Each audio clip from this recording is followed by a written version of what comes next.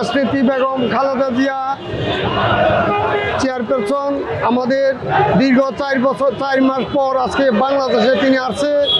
আল্লাহর রহমতে তিনি সুস্থ হয়ে বাংলাদেশে আসছে।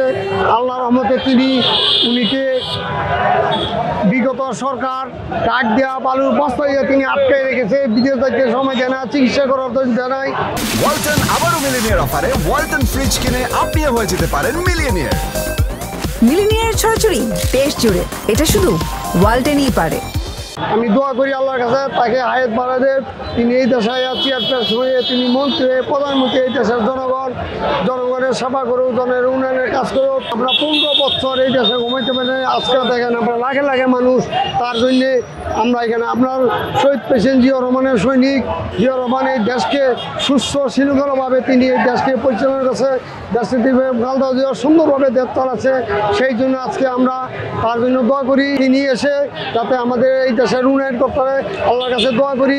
জাতীয়তাবাদী বাংলাদেশ জাতীয়বাদী দলকে তিনি মঙ্গল হোক, দেশের মানুষ ভালো থাকুক। আমরা খিলিগাঁও থানা 75 নম্বর ওয়ার্ড থেকে আমরা এই জনগণ সব আমরা এখানে আছি। আমি 75 ওয়ার্ড বিএনপি সিনিয়র সহসভাপতি, তাই আমি আজকে আমার আন্তরিক শুভেচ্ছা অভিযোগ জানাই। দেশনেত্রী বেগম খালেদা জিয়া, তারপরে তারেক রহমান, তার পরিবর্তে আমরা জবেদুর রহমানকে আমরা গ্রহণ করে নেব ইনশাল্লাহ। ভবিষ্যৎ যাতে সেও এই দেশের প্রধানমন্ত্রী এই দেশ পরিচালনা করতে পারে, তাই আমরা তাকে আমাদের মনের অন্তর থেকে আমরা জনগণের বাংলাদেশ জাতীয়বাদীর পক্ষ থেকে জিয়াউর রহমানের সৈনিক হিসাবে আমরা তাকে গ্রহণ করে নেব।